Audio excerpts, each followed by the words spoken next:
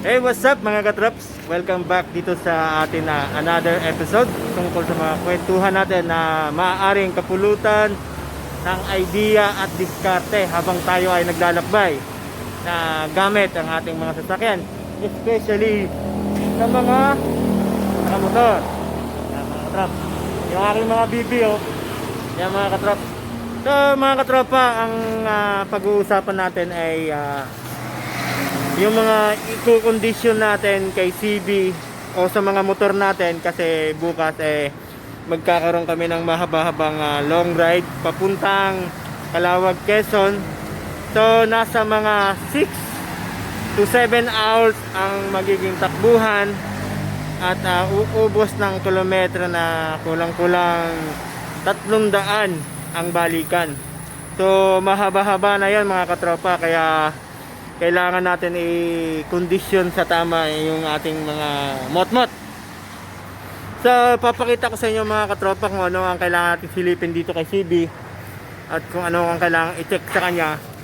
Baka mamaya magka-aberya tayo sa daan, mahirap na. So magbibigay na rin tayo ng mga pang-ilang-ilang tips at idea sa pwede natin gawin at kung ano ang ating i-condition sa motor. Kasi ako mga katropa, araw-araw talaga ako nagra-ride. Yun na yung naging hanap buhay ko at hilig. Kung ano mga katropa, nakakarating pa nga ako ng Cebu, Negros, Iloilo. Yan ang mga rides ko mga katropa. Talagang pang 24 oras takbuhan. So tara mga katropa, silipin natin kung anong ating pag-uusapan at tignan. So yun mga katropa, tara!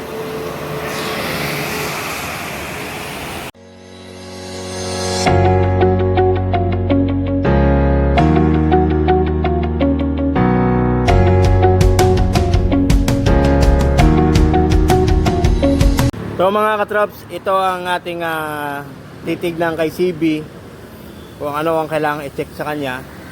Siyempre unang-una mga katropa, yung kondisyon ng ating langis, kung ito ay nasa tamang sukat pa. So para mas sigurado tayo bago tayo mag-rides, mag-change oil na tayo, magpalit na tayo ng langis para sure tayo na wala tayong aberya. At magbaon tayo ng mga pangilang-ilang spare part, yung mga pyesa. Okay, di ba? So langis part, langis mga katropa ang una nating i-check sa kanya. Siyempre yung mga leaking din, siguraduhin din natin na walang leaking yung ating mga motor. Okay, di ba? Tapos yung mga preno natin, kung nasa ano pa ba, makapal pa ba? Okay, check. Makapal pa siya mga katropa. Yan, makapal pa yung preno natin. Yan, okay makapal oh. See? Okay pa, pati harap makapal pa rin. So pati yung bearing dito mga katropa, pakiramdaman nyo na rin kung palitin o hindi. Alugod nyo. So check, wala siyang alog. At yung kondisyon ng ating kadena mga katropa, lagi nyong i-check, lagi nyong lalangisan, lalo na pagka babiyahe tayo ng malayo at sa ngayon ay panay pa ulan.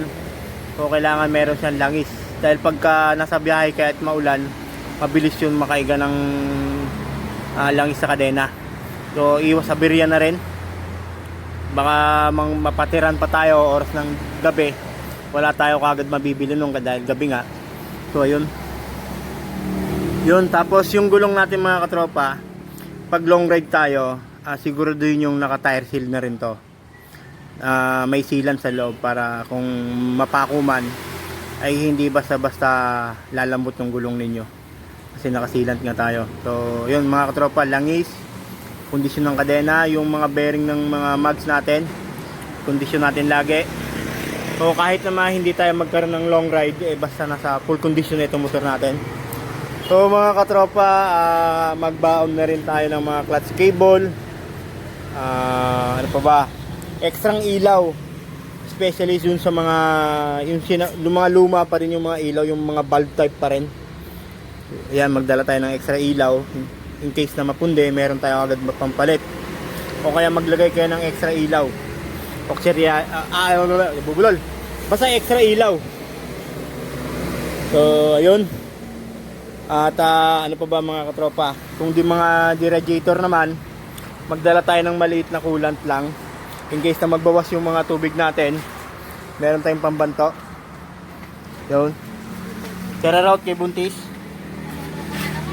Ayan, naloloko na. Oy, pamahagi ka niyan ha. Ayun mga katrops, ano pa ba ang kailangan natin sa inyo? Siyempre, yung papel ng inyong sasakyan, ng inyong motor, huwag niyong kakalimutan at magdala ng kapote, gamit, tools, electrical tape.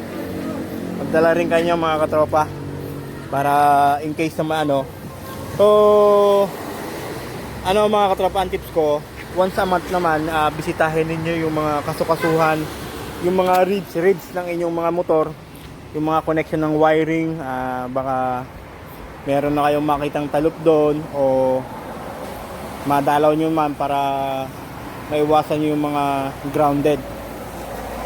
Kaya mga katropa, napaka basic lang. Okay, ang kailangan mo lang i-condition na yung mga motor. So ito yung ginawa ko last week, kinondisyon ko na lahat para bukas kasi yun nga mabahabang takbuhan na rin yon. At para iwas aberya tayo, iwas abala, at hindi din tayo makaabala sa iba. At lagi nating tatandaan, magbaon tayo ng pag-iingat. Yun, ingat tayo lagi sa ating pagmumotor. So langis, yung kadena, laging may langis, clutch cable, extra ilaw, electrical tape, mga basic na tools. Dala-dala natin yung mga bearing ng ating mga gulong, preno. Siyempre, kailangan may gasolina, sapat ang ating gasolina. At siyempre, magbaon tayo ng pera mga katropa. Yun ang pinaka pangunahin talaga, pera mga katrops. Yun, tsaka siyempre, pag kayo maglo-long ride, alam naman natin kung ano ang mga kailangan natin sa mga rides, di ba? Yung mga extra battery. Yung baterya natin, i-check din natin na talagang gumagana pa ng ayos. Okay.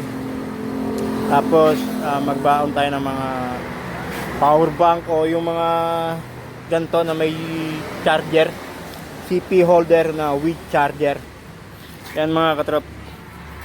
So ayun, yun ang ating kailangan i-check dito sa kanya para bukas ng hapon go na tayo. Pero mostly go na to tayo bukas kasi na-check ko na siya nung Sabado at nung Linggo. So everything is okay. So yun, ito si 650 natin So ayan, dapat itong gagamitin ko bukas pero CB na lang muna kasi gagawa ko ng content dito sa kanya.